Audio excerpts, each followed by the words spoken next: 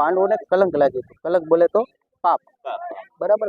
એના ભાઈઓને વિનાશ કરી નાખ્યો હતો અને એને કલંક લાગ્યું, ગોત્ર. તો ફાઇનલી મિત્રો આપણે પહોંચી ગયા છીએ મહાદેવના. તમને દર્શન કરાવવું અને આના વિશેનો ઇતિહાસ છે એ તમને જણાવવું. તો મિત્રો જો આ રીતનો રસ્તો છે. હવે આપણે જવાનું છે મહાદેવના દર્શન કરવા માટે. 1 કિલોમીટર હાલીને જવું પડે છે મહાદેવના દર્શન કરવા માટે. આ રીતનો રસ્તો છે. મિત્રો દરિયાના કિનારે જો આવો નજારો જોવા મળે છે. દરિયાના કિનારે જો આવો નજારો જોવા મળે છે. મસ્તના પગલા દરિયાની. તો હેલો યુટ્યુબ ફેમિલી, કેમ છો બધા? મજામાં છે? તો ફરીવાર અમારો વ્લોગમાં તમારું હાર્દિક સ્વાગત છે. તો આજે મિત્રો આપણે જવાનું છે કોળિયાદ નીલકંઠ મહાદેવના દર્શન કરવા માટે. તો મિત્રો વિડીયોમાં છેલ્લે સુધી બના રહીએ તો મહાદેવના દર્શન કરાવ. તો ચલો જોઈએ આપણે મહાદેવના દર્શન કરવા. મિત્રો ભાવનગરથી 15 કિલોમીટરના અંતર આવેલું છે અને ઘોઘાથી 4 અને કોળિયા 7 કિલોમીટર છે. તો મિત્રો તમને જઈને મહાદેવના દર્શન કરાવું. તો ફાઇનલી મિત્રો આપણે પહોંચી ગયા છીએ કોળિયાદ. હવે તમને મહાદેવના દર્શન કરાવું તો વિડીયોમાં છેલ્લે સુધી બન્યા રહીએ. તો મિત્રો આ રીતે ચાલીને જવાનું છે આપણે સમુદ્રમાં. મહાદેવનું મંદિર તો યાગું છે, ચાલીને જવાનું છે. તો ચલો જઈએ આપણે મહાદેવના દર્શન કરવા માટે. તો મિત્રો જો આ રીતનો રસ્તો છે. હવે આપણે જવાનું છે મહાદેવના દર્શન કરવા માટે. 1-2 કિલોમીટર હાલીને જવું પડે છે મહાદેવના દર્શન કરવા માટે. આ રીતનો રસ્તો છે. ઠેઠ લગી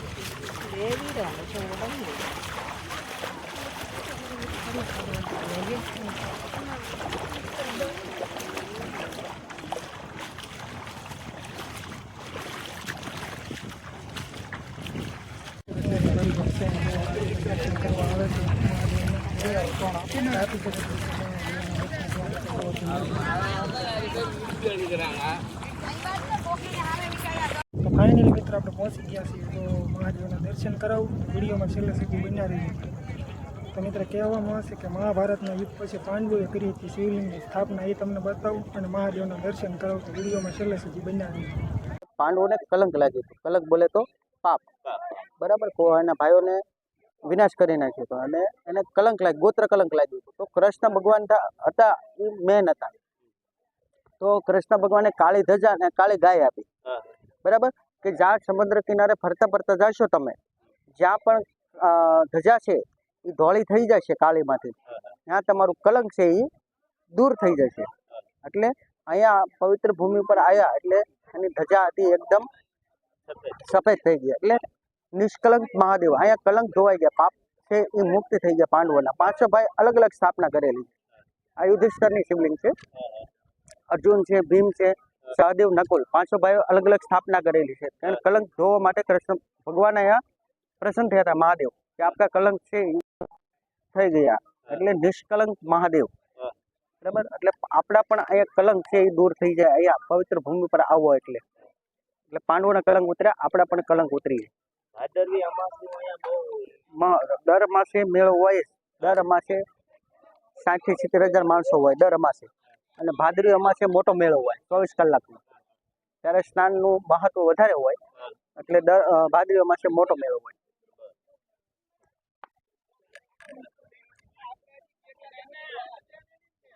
તો મિત્રો જો આ રીતનું મહાદેવનું મંદિર છે, જો ફરતો દરિયાનો નજારો છે, સમુદ્રમાં આ રીતનો નજારો છે ફરતો. મિત્ર આ છે દરિયો, દરિયાની વચ્ચે આવેલું છે, દરિયાની વચ્ચે આવેલું છે સમુદ્રમાં મહાદેવનું મંદિર. તો આ રીતનો નજારો છે. આ તો મહાદેવનું મંદિર જોવા.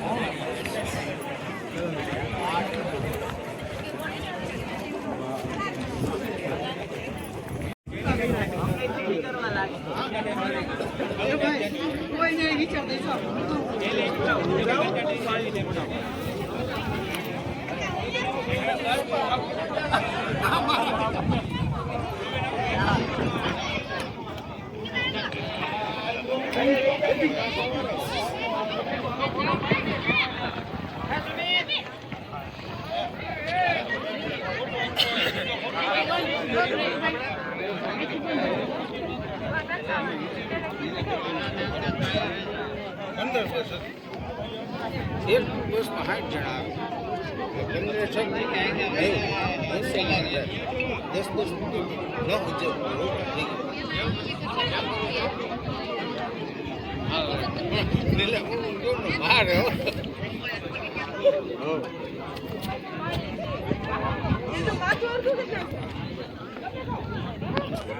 10 ફોટો મળો જરા.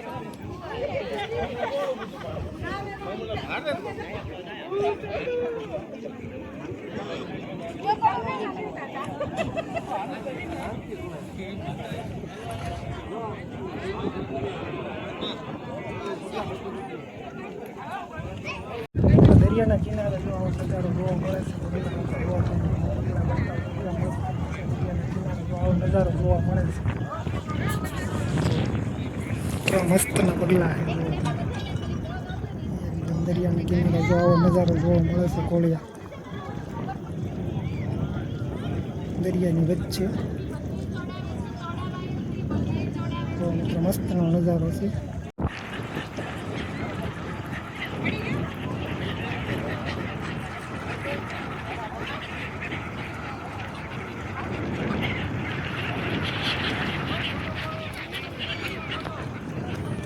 તો મિત્રો મહાદેવના દર્શન કરીને જો આપણે રિટર્ન થઈ ગયા છીએ પાછા.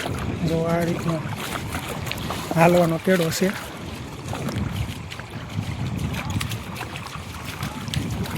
અહીંયા તો મિત્રો પબ્લિક આવે છે જો દર્શન કરવા માટે મહાદેવના. આ ફરતો દરિયો છે.